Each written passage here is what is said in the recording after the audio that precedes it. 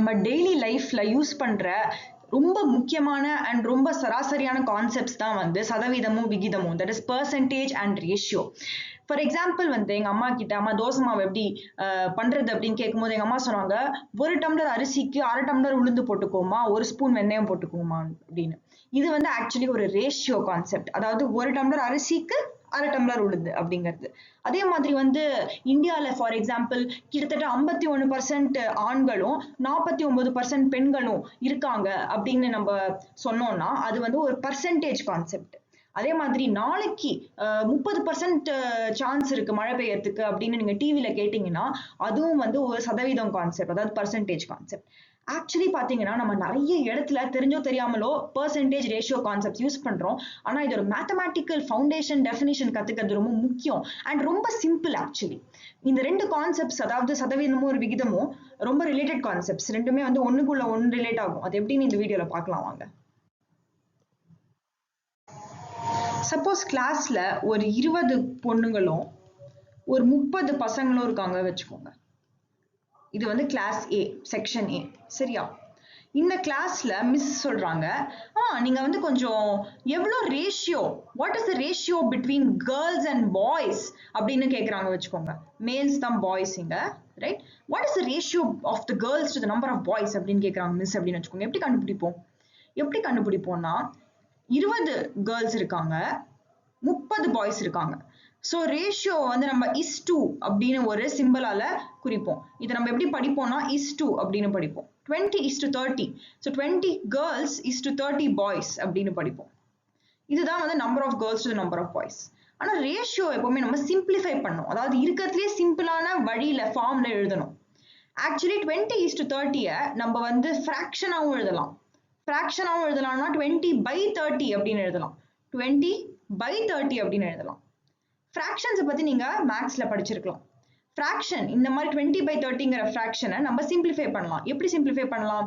20 வந்து 10ஆல டிவைட் பண்ணலாம், 30யும் 10ஆல டிவைட் பண்ணலாம். ஸோ இந்த ஃப்ராக்ஷன் சேஞ்ச் ஆகாது, ரெண்டுத்தையுமே டிவைட் பண்றோம், நியூமரேட்டரையும் டினாமினேட்டரையும். இங்க வந்து 20/10 வந்து 2, இங்க 30/10 வந்து 3. ஸோ 20/30 2/3 அப்படின்னு நம்ம சிம்பிளிஃபை பண்ணி எழுத முடியும். ஸோ 2/3 நம்ம 2:3 அப்படின்னு எழுதலாம். ஸோ ஆக்சுவலி இந்த is2வும் இந்த டிவைடட் பை அப்படிங்கிற இந்த ஃப்ராக்ஷன் சிம்பிளும் சேம், ஈக்குவல். ஓகே, ஒரு மாற்றமும் கிடையாது. ஸோ நம்ம வந்து 20:30 வந்து 20/30 எழுதி அதை சிம்பிளிஃபை பண்ணி 2/3 எழுதி 2:3 அப்படின்னு ஃபைனலாக எழுதிடலாம். ஸோ நம்ம மிஸ் கிட்ட என்ன ஆன்சர் சொல்லுவோம்? மேம், எவ்ரி 2 கேர்ள்ஸுக்கு 3 பாய்ஸ் இருக்காங்க இந்த கிளாஸ்ல அப்படின்னு சொல்லுவோம். 20 கேர்ள்ஸ் இருக்கிறதுக்கு 30 பாய்ஸ் இருக்காங்கன்னா 2 கேர்ள்ஸுக்கு 3 பாய்ஸ் இருக்காங்கன்னு அர்த்தம். இதான் இந்த நம்ம ரேஷியோ. ஸோ ரேஷியோ எப்பவுமே சிம்பிளஸ்ட் ஃபார்ம்ல எழுதணும்.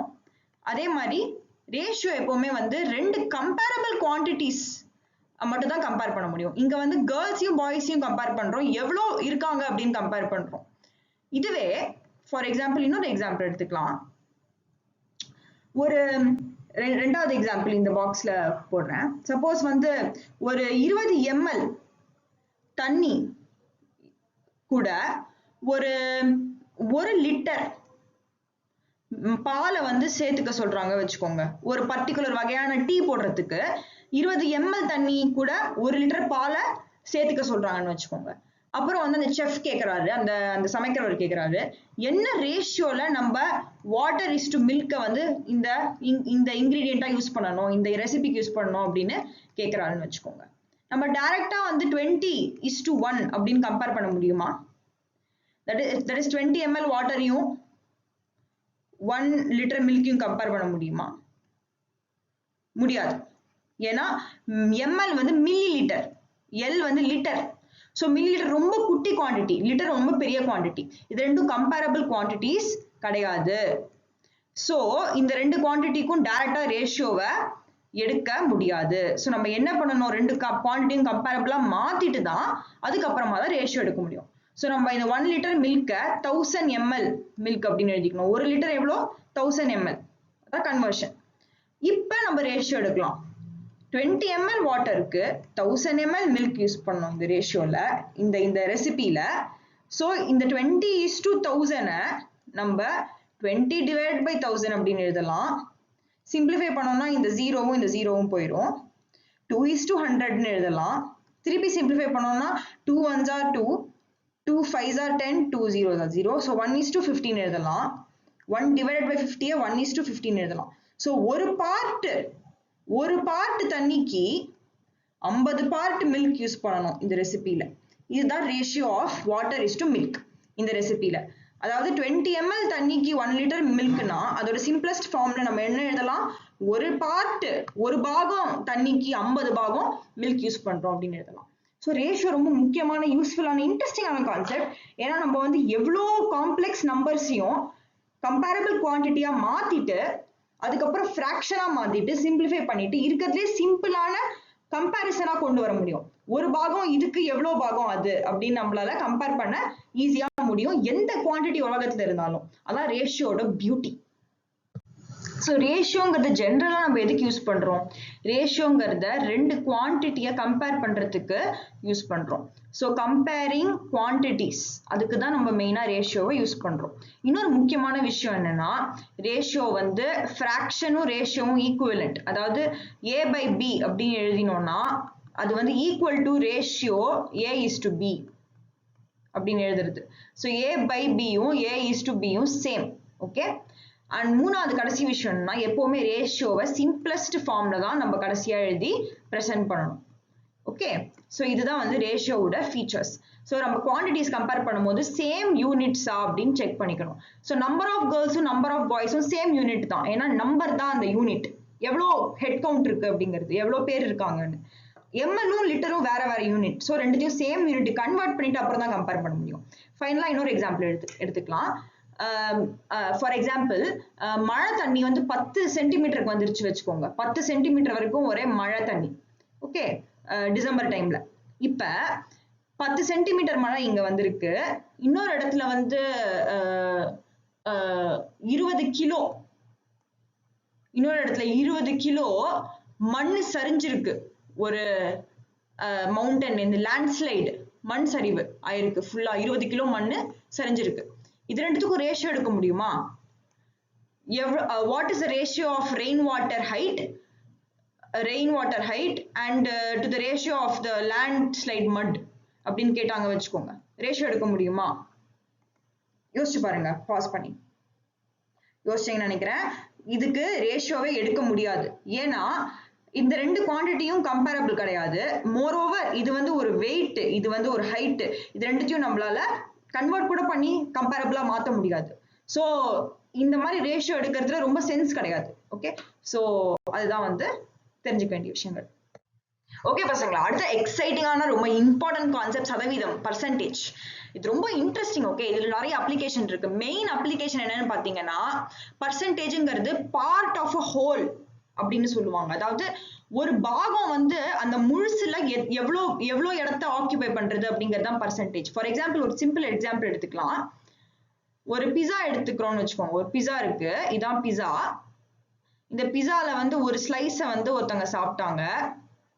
இப்ப வந்து எவ்வளோ பர்சன்ட் பிஸா பாக்கி இருக்கு அப்படின்னு கொஸ்டின்.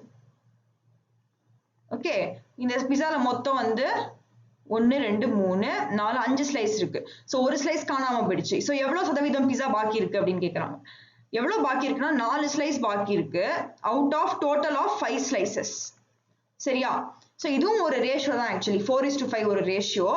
ஆனா வந்து பர்சன்டேஜா நம்ம மாத்தணும்னா இதை என்ன பண்ணுவோம்னா 4 ஸ்லைஸ் பாக்கி இருக்கு. 1 வந்து காலி. இது வந்து காலி பண்ணியாச்சு. ஸோ இந்த 1 இந்த 2 இந்த 3 இந்த 4 பாக்கி இருக்கு. ஸோ 4 out of 5 ஸ்லைஸ் பாக்கி இருக்கு. இதை பர்சன்டேஜா மாத்தணும்னா இந்த பார்ட் இது வந்து எவ்வளவு பாக்கி இருக்குங்கிற பார்ட், இது வந்து ஹோல் டோட்டலா 5 ஸ்லைஸ் இருந்தது ஒரு காலத்துல சாப்பிடுறதுக்கு முன்னாடி, இன்டூ 100 பண்ணிக்கணும். இப்ப 4 divided by 5 into 100 தான் percentage of pizza that is remaining. So இது எவ்வளோன்னு பார்த்தீங்கன்னா 0.8. நீங்க வந்து 5 divided by 4 பண்ணீங்கன்னா உங்களுக்கு அதான் கிடைக்கும்.